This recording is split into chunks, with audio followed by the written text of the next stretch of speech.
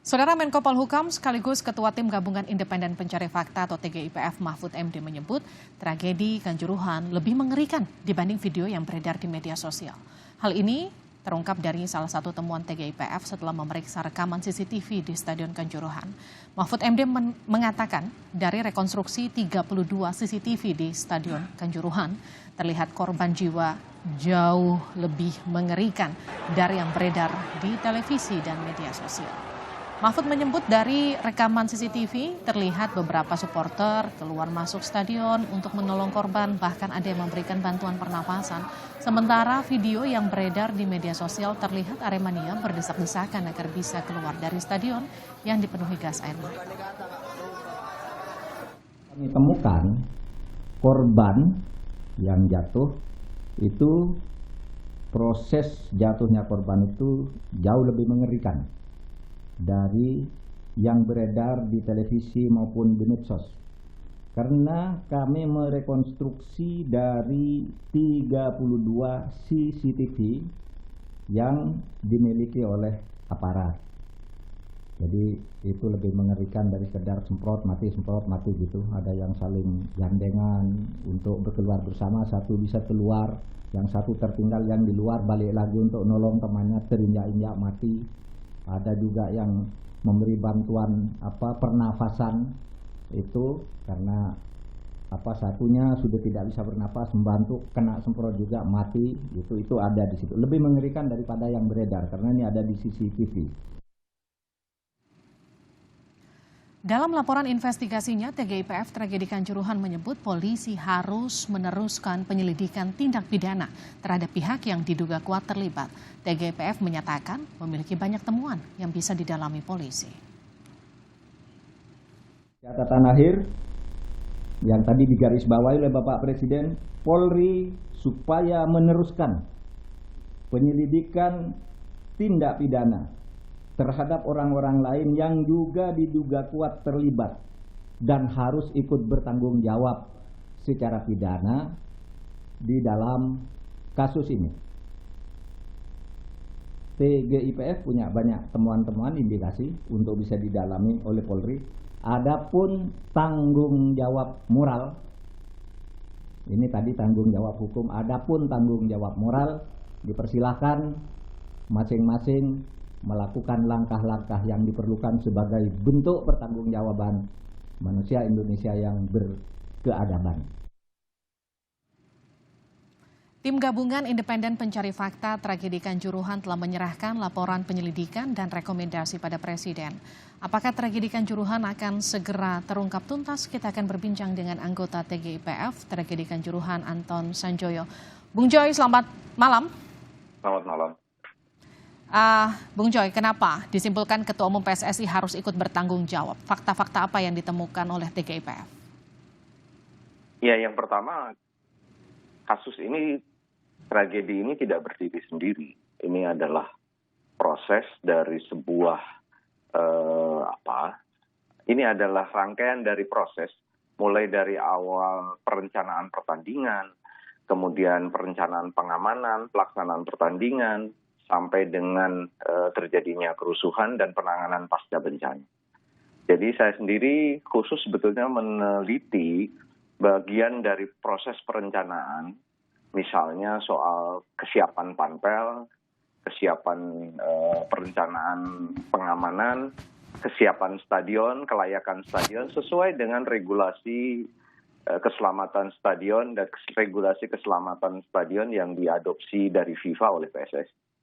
Jadi kami menemukan memang banyak sekali kelemahan, misalnya Stadion Kanjuruhan ini tidak pernah diverifikasi sejak 2020, sehingga tidak ditemukan adanya kelemahan mendasar dari sisi kedaruratan saat pintu besar yang jumlahnya 14 itu hanya bisa dibuka 2 daun pintunya, padahal itu pintu besar tingginya 3 meter dengan lebar 275. Dan itu tidak bisa digeser. Nah, itu salah satu saja. Dan itu justru juga menjadi titik penting dari begitu banyaknya korban yang jatuh di gate 13 karena mereka tidak bisa keluar dengan dan terhimpit-himpit sehingga setelah mereka mengalami kekacauan yang luar biasa karena disemprot oleh gas air mata yang diarahkan ke tribun. Jadi itu tingkat kedaruratannya memang terabaikan dari awal. Lalu soal misalnya pengetahuan Panpel mengenai tidak bolehnya penggunaan gas air mata. Ini rangkaian kesalahan-kesalahan yang sudah dibiarkan sudah sangat lama. Jadi kami menilai ini memang bukan hanya Panpel yang harus bertanggung jawab, atau juga Arema atau juga PT LIB, tapi juga PSSI sebagai owner dari Liga 1, Liga 2, Liga 3 ini, karena ada pembiaran yang masif dan terus-menerus ya sudah bertahun-tahun, dan akhirnya kita memetik tragedi yang pahit ini dengan kematian 132 orang dan 200 orang lebih kehilangan masa depan dan hidupnya tidak akan sama lagi setelah tragedi Kanjuruhan. Bung Joy, Ketua TGIPF Pak Mahfud kan bilang tragedi Kanjuruhan ini jauh lebih mengerikan daripada apa yang ada di media, daripada apa yang ada di media sosial. Seperti apa sebetulnya? Kenapa ini kemudian harus diungkap ke publik untuk kemudian menyasar tersangka yang seharusnya lebih dari apa yang ditetapkan polisi? Saya tidak tahu apa yang dalam benak Pak Mahfud, tapi saya juga menyaksikan sebetulnya karena kami meneliti 32 titik CCTV yang ada di sekitar stadion, terutama yang ada di gate. Dan kami melihat sendiri terutama di gate 13, itu tumpukan manusia yang jatuh dari tangga yang sangat curam dengan kecuraman 60 derajat, dengan tinggi anak tangga lebih dari 20 cm, itu kalau Anda bayangkan itu bukan barisan manusia yang berdesak-desakan, tapi tumpukan manusia.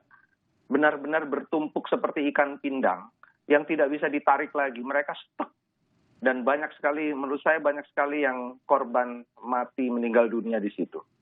Dan kalau kita lihat korban-korbannya yang ditemui juga oleh Pak Doni Monardo dari tim sejak H+2 sejak kejadian, itu matanya bukan cuma berwarna merah, tapi sudah berwarna coklat dengan lembam di mana-mana. Ada yang mengalami trauma otak, trauma syaraf, dan macam-macam. Jadi yang terlihat di media sosial atau di media-media resmi yang mungkin dirilis oleh banyak pihak itu tidak seseram, betul kata Pak Mahfud, tidak seseram yang kami saksikan di CCTV. Ini sebetulnya ingin menggugah stakeholder sepak bola yang bersalah, yang masih punya moral dalam kaitan ini untuk bertanggung jawab, baik secara hukum maupun secara moral. Nah, ini Bung Joy, ini kan juga kemudian disebut sama Pak Mahfud kalau stakeholder ini saling lempar tanggung jawab. Kemudian ini juga disebut TGIPF, orang-orang yang dianggap harusnya lebih bertanggung jawab dalam tragedi Kanjuruhan. Ini menyasarkah seperti pertanyaan saya tadi, harusnya ada tersangka yang lebih dari apa yang kemarin ditetapkan oleh Polri?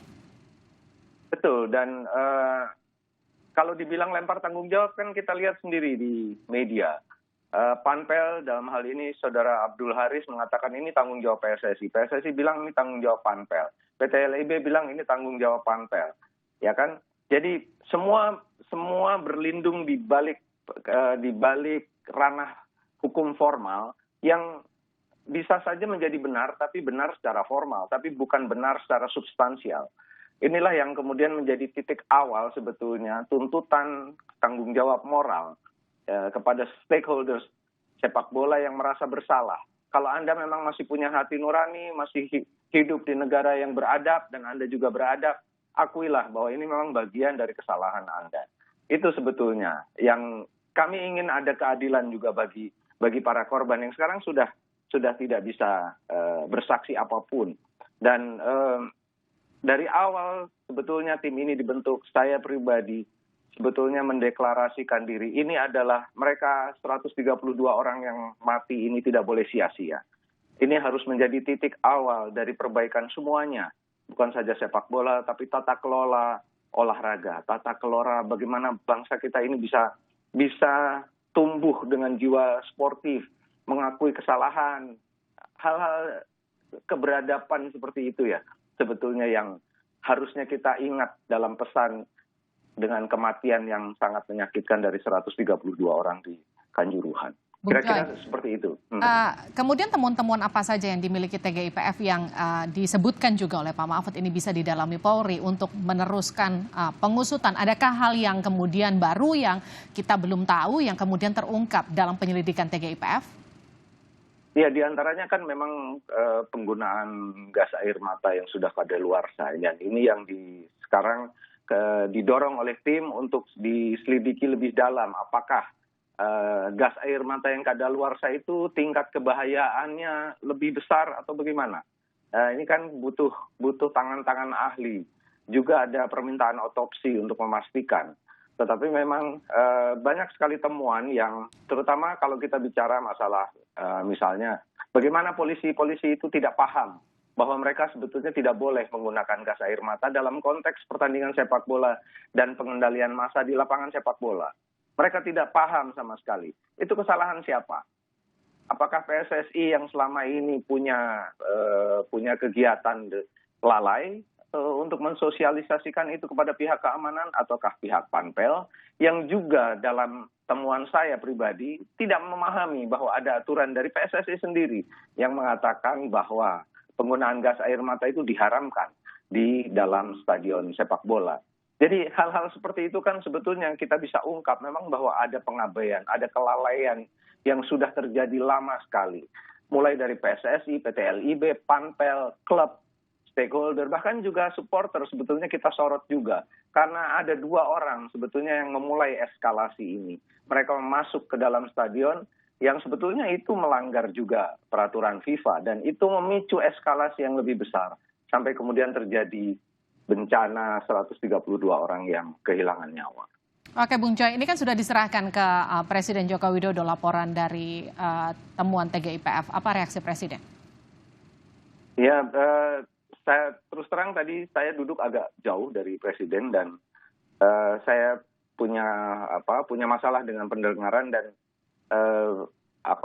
pengeras suara di ruang kami bertemu tidak terlalu bisa fit dengan pendengaran saya. Jadi saya hanya melihat Presiden memang merespon, tapi ada sedikit sayup-sayup terdengar, tapi barangkali memang masih tahap yang normatif. Hanya waktu dekat dalam kondisi sudah pertemuan selesai, saya sempat mendengar Pak Jokowi mengatakan ya sepak bola harus lebih baik, bahwa tata kelolanya harus lebih baik, polisi yang bersalah harus diusut, kira-kira begitulah.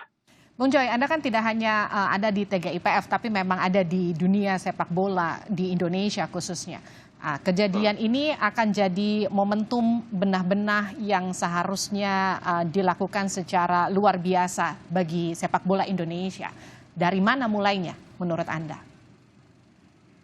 Sebetulnya memang kalau mau memulai, saya sangat merekomendasikan PSSI memang mereformasi diri. Karena mereka adalah satu-satunya organisasi di dunia ini yang diakui FIFA untuk menjadi agen pembangunan sepak bola di satu negara berdaulat seperti Indonesia, ya kan?